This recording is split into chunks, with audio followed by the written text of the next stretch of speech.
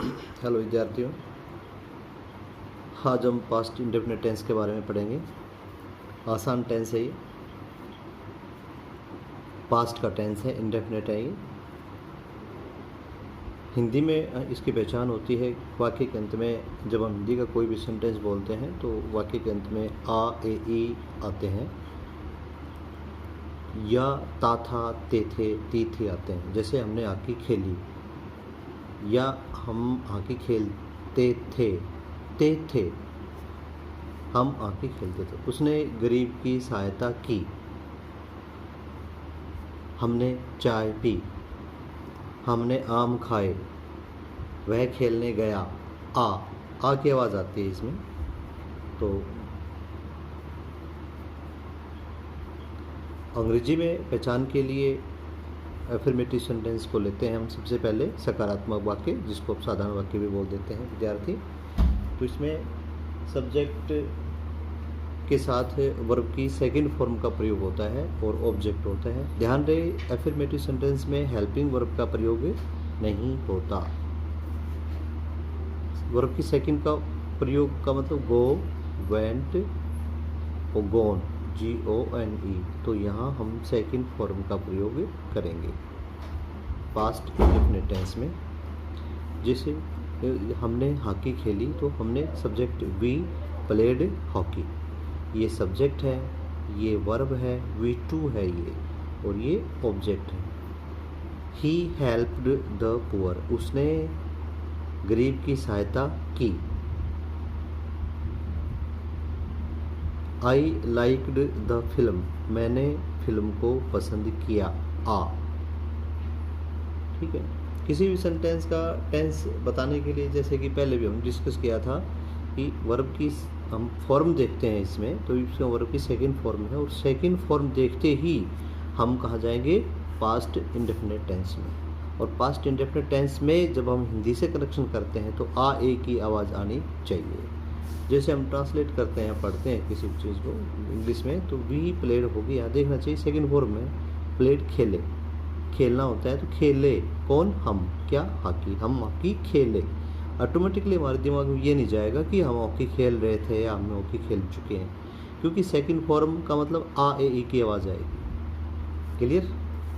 साधारण वाक्य में एफर्मेटिव सेंटेंस में हेल्पिंग वर्ब का प्रयोग नहीं होता है, और इसमें वर्ब की सेकंड फॉर्म का प्रयोग होता है। ठीक है। अब हम नेगेटिव सेंटेंस में जब हम इसका स्टडी करते हैं, नेगेटिव का नकारात्मक, जिसमें नहीं वाले वाक्य होते हैं। जैसे हमने हॉकी नहीं खेली, उसने गरीब की सहायता नहीं की, ई आया। पास्ट इंडेफिनिट टेंस, नहीं वाला वाक्य, सेकंड फॉर्म को प्रयोग किया था हमने। और नहीं में क्या करेंगे हम, सब्जेक्ट प्लस में डिड नॉट, प्लस में वर्ब की फर्स्ट फॉर्म हो जाती है, प्लस में ऑब्जेक्ट। तो इसमें एफर्मेटिव सेंटेंस में और इसमें क्या डिफरेंस है। एफर्मेटिव सेंटेंस में हमने V2 का प्रयोग किया था, और नेगेटिव सेंटेंस में हमने डिड नॉट हेल्पिंग वर्ब का प्रयोग करना पड़ेगा, और उसके साथ V1 का प्रयोग होगा। क्या डिफरेंस फिर से देखते हैं हम। सब्जेक्ट के साथ V2, कोई हेल्पिंग वर्ब नहीं है। एफर्मेटिव सेंटेंस में कोई हेल्पिंग वर्ब नहीं है और V2 का प्रयोग होता है। जब इसी का हम नेगेटिव बनाएंगे, यानी जिस वाक्य में वर्ब की सेकंड फॉर्म होती है उसका हम नेगेटिव बनाएंगे, तो उसमें डिड नॉट का प्रयोग होगा इससे पहले, जैसे कि यहाँ है। डिड नॉट का प्रयोग वर्ब की फॉर्म से पहले, और V2 की जगह हमारी वर्ब की फर्स्ट फॉर्म हो जाएगी। ठीक है। डिड के साथ first form plus object. Clear students. अब इसका देखते हैं। हमने हॉकी नहीं खेली, सेकंड फॉर्म नेगेटिव है, तो डिड नॉट फर्स्ट फॉर्म हो जाएगी। हमने we did not play hockey, first form did not के साथ फर्स्ट फॉर्म। फिर समझते हैं हम इसको। जब हम इसको इंग्लिश में पढ़ते हैं तो इस we did not play hockey, हमने हॉकी नहीं खेली, कैसे इसका हम कैसे कई विद्यार्थी ऐसे कहेंगे भी, इसको हम खेल रहे थे कहेंगे, कि खेल चुके हैं कहेंगे, कि खेलना कैसे कहेंगे उसको। तो यहाँ डिड नॉट हमारे ध्यान में जाना चाहिए, did not plus first form, इसको हम देखेंगे। तो यहाँ आ ए ई की आवाज़ आएगी नहीं के साथ। और प्ले माने क्या होता है, खेलना। तो खेलना का खेला, खेली ऐसे आएगा, खेल रहा नहीं आएगा। ठीक है। We did not play hockey, हमने हॉकी नहीं खेली। He did not help the poor, उसने गरीब की सहायता नहीं की। डिड नॉट के साथ वी फर्स्ट। ठीक है।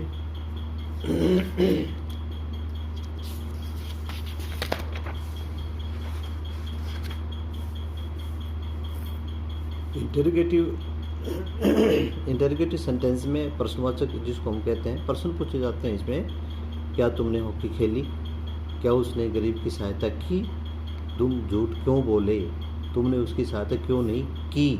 ई की आवाज़ आते ही हम समझेंगे कि ये पास्ट इंडेफिनेट का सेंटेंस है, और यहाँ से क्या पता लग जाएगा कि ये प्रश्नवाचक है इंटरोगेटिव। तो हम कैसे करेंगे, यहाँ सब्जेक्ट से पहले हम डिड लगाएंगे और डिड के साथ वर्ब की फर्स्ट फॉर्म लगाएंगे। सब्जेक्ट वर्ब की फर्स्ट फॉर्म की जगह फर्स्ट फॉर्म के साथ डिड पहले लग जाएगा, सब्जेक्ट से पहले। सब्जेक्ट से पहले डिड, फिर सब्जेक्ट, फिर वर्ब की फर्स्ट फॉर्म, ऑब्जेक्ट और प्लस साइन ऑफ इंटरोगेशन लगाना जरूरी है। ठीक है। तो विद्यार्थियों, जैसे कोई ये कहे भाई किस प्रकार का वाक्य है, क्या ये अफर्मेटिव है, क्या ये नेगेटिव है, क्या ये इंटरोगेटिव है। तो इंटरोगेटिव सेंटेंस की पहचान यही होती है कि उसमें सब्जेक्ट से पहले हेल्पिंग वर्ब जरूर होती है और बाद में क्या होता है, साइन ऑफ इंटरोगेशन। ये जब हम पंक्चुएशन करते हैं तो ये नहीं भी होता तो भी हम समझ जाते हैं कि ये क्या है, इंटरोगेटिव सेंटेंस। कैसे, क्योंकि इसमें सब्जेक्ट से पहले हेल्पिंग वर्ब जरूर होती है। हेल्पिंग वर्ब क्या होती है, do, does, did, has, have, had, is, am, are, can, could, shall, should, ये सब किस्म आती है हेल्पिंग वर्ब। तो वो सब्जेक्ट से पहले होती है। तो इस वाक्य में इसकी हेल्पिंग वर्ब क्या है, यानी डिड हेल्पिंग वर्ब। डिड है वो पास्ट इंडेफिनेट टेंस की हेल्पिंग वर्ब है।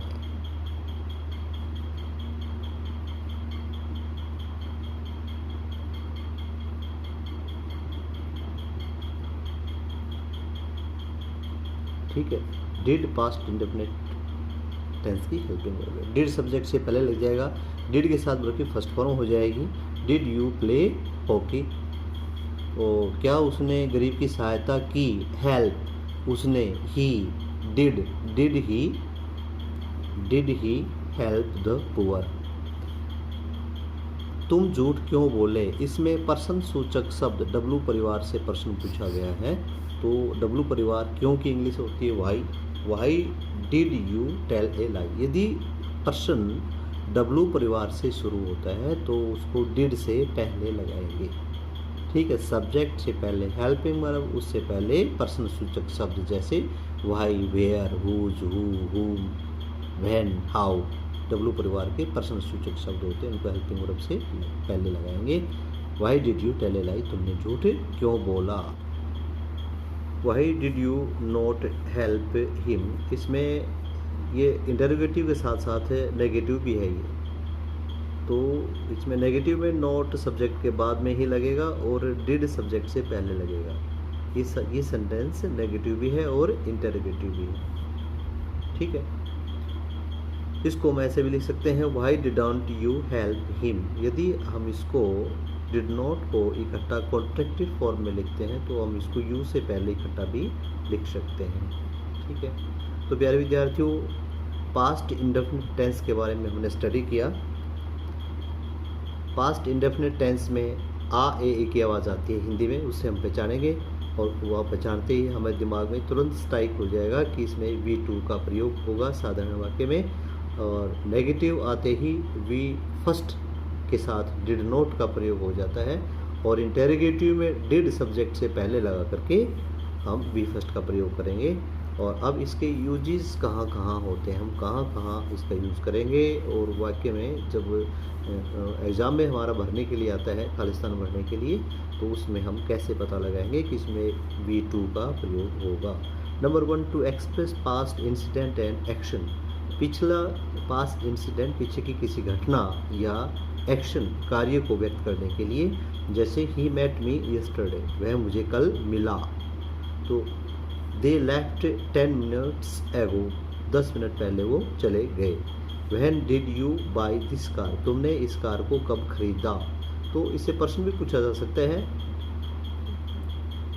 कि तुमने इस कार को कब खरीदा, पीछे के समय के बारे में प्रश्न भी पूछा जा सकता है। तो इन वाक्यों में यस्टरडे, एगो, इस प्रकार से वो वाक्य बताएगा उसमें कि ये वाक्य पीछे का समय इसमें दिया हुआ है।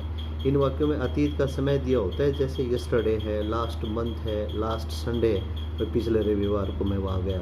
पीछे का समय भी दिया हो सकता है कि जैसे पिछले महीने, पिछले साल, या 2019 में। 2019 में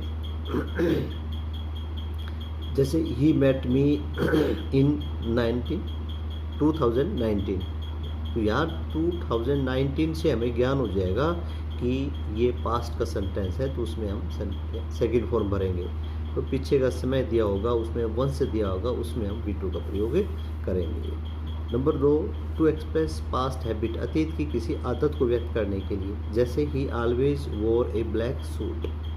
अतीत की आदत, या ध्यान दे विद्यार्थियों, हमने पढ़ा था प्रेजेंट इंडेफिनिट टेंस में वर्तमान की आदत भी हो सकती है और अतीत की आदत भी हो सकती है। एक ही सेंटेंस में, he always wore a black suit when he was young, जब वह नौजवान था। तो ये सेंटेंस हमें बताएगा कि ये पास्ट का है, कि बीते हुए कल का है।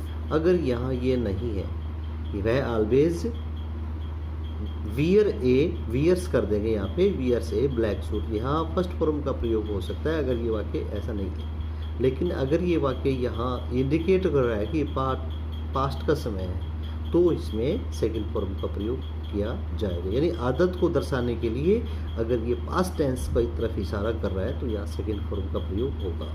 इसमें नेक्स्ट सेंटेंस में महात्मा गांधी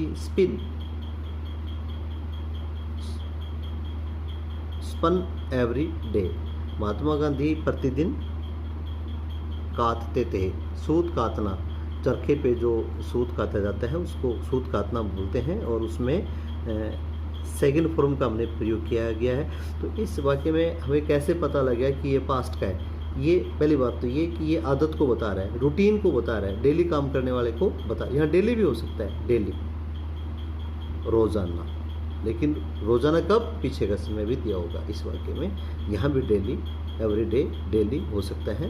तो ये एवरीडे, डेली हमें ये बता रहा है कि ये महात्मा गांधी की आदत को दर्शा रहा है। लेकिन अब इसमें ऐसा कोई सेंटेंस दिया नहीं, सेंटेंस में पीछे को कोई वहाँ ऐसा नहीं दे रखा कि ये बताए कि ये पास्ट का है। लेकिन महात्मा गांधी का नाम सुनते ही हमें पता लग जाता है कि ये पास्ट का वाक्य है। ठीक है, तो महात्मा गांधी की आदत बताएंगे तो पास्ट की बताएंगे, और मैं अपनी आदत बताता हूँ अब तो वो प्रेजेंट की बताऊँगा, जब तक कि इसमें कोई समय ना दिया हो।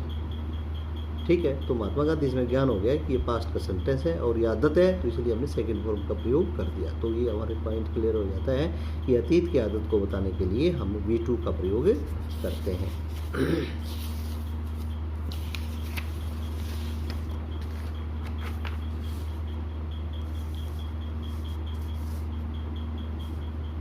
टू एक्सप्रेस हिस्टोरिकल इवेंट्स, ऐतिहासिक घटना का वर्णन करने के लिए, ये भी एक तरह से पास्ट की घटना ही होगी है इसमें, लेकिन इसको ऐसे भी अध्ययन कर सकते हैं। इंडिया गोट फ्रीडम इन 1947, भारत 1947 में आज़ाद हुआ। पीछे का सन दिया हुआ है, पीछे की घटना है, हिस्टोरिकल इवेंट्स की कैटेगरी में ये चला जाता है। मुंशी प्रेमचंद लेखक है हिंदी का, मुंशी प्रेमचंद रोट गोदान। गोदान एक उपन्यास का नाम है जो मुंशी प्रेमचंद ने लिखा। तो उस ऐतिहासिक घटना इसको कह सकते हैं हम, या पीछे की घटना के इसका पॉइंट हम इस पॉइंट का अध्ययन पहले पॉइंट में भी कर सकते हैं कि पीछे की घटना, पीछे की उसको, ठीक है, और उसको हमने हिस्टोरिकल इवेंट्स के अंदर यहाँ अलग से स्टडी कर लिया। तो मुंशी प्रेमचंद ने गोदान लिखा। ये ध्यान देने वाली बात है विद्यार्थियों। इफ क्लास वाली वाक्य में इफ क्लास का हमने प्रेजेंट इंडेफिनिट टेंस जो इससे पहले की वीडियो में हमने दिया था उसमें भी इसका अध्ययन किया था। इफ क्लास हमें कई टेंस में पढ़ने को मिलेगा और इफ क्लास का हमें कई जगह इसका यूज़ भी होगा, तो इसको ध्यान से पढ़ना है। यदि वाक्य में इफ क्लास दिया हुआ है और उसके साथ यदि वुड है तो हम सेकंड फॉर्म का प्रयोग करेंगे। He would pass if he worked hard. यहाँ इफ़ क्लॉज है, इफ़ के साथ वुड है तो यहाँ V2 का प्रयोग होगा। V2 इफ़ और वुड, इसको हम पहले भी लिख सकते हैं इफ़ ही वर्कड हार्ड, यदि उसने परिश्रम किया होता तो ही वुड पास हो जाता। तो इफ़ के साथ वी वुड है तो यहाँ V2 का प्रयोग होगा। ये ध्यान रखने वाली बात है कि इसको इफ़ V2 और वुड, इफ़ V1 और विल शैल, इफ़, इसके बारे में एक टेंस में इसका अध्ययन और भी करेंगे हम। तो यहाँ ये चीज़ हम मॉडल जब हम पढ़ेंगे तो मॉडल के बारे में भी इस वाक्य को पढ़ाएंगे। अगर यदि वाक्य में इफ़ के साथ V2 है तो मॉडल वुड बरो, यदि वाक्य में इफ़ के साथ V1 है तो विल शैल बरो। और यहाँ हम टेंस कर रहे हैं तो इसके लिए यदि इफ़ के साथ वाक्य में वुड है तो V2 का प्रयोग होगा, और यदि इफ़ के साथ वाक्य में शैल विल है तो V फर्स्ट का प्रयोग होगा। ठीक है विद्यार्थियों, तो आज के इस टेंस के बारे में इतना ही। प्यारे विद्यार्थियों, मेरा मकसद ये है कि आपको दिमाग को मोटिवेट करना और आपके दिमाग में ये बात डालना है कि टेंस सीखना आसान होता है, मुश्किल नहीं होता। जब ये बातें आपके दिमाग में सेट हो जाएंगी तो आपका दिमाग खुद वाइब्रेट होगा और खुद चलने की कोशिश करेगा। तो जहाँ भी आपको कोई एग्जाम्पल किसी हेल्प बुक में, किसी ग्रामर में इस टेंस के बारे में अलग से पढ़ने की कोशिश करोगे आप, और हो सकता है कि उसमें एक दो पॉइंट नए हो और वो आपका दिमाग अपने आप कैच करेगा और उसकी प्रैक्टिस भी करेगा, और ऐसी मेरी उम्मीद है।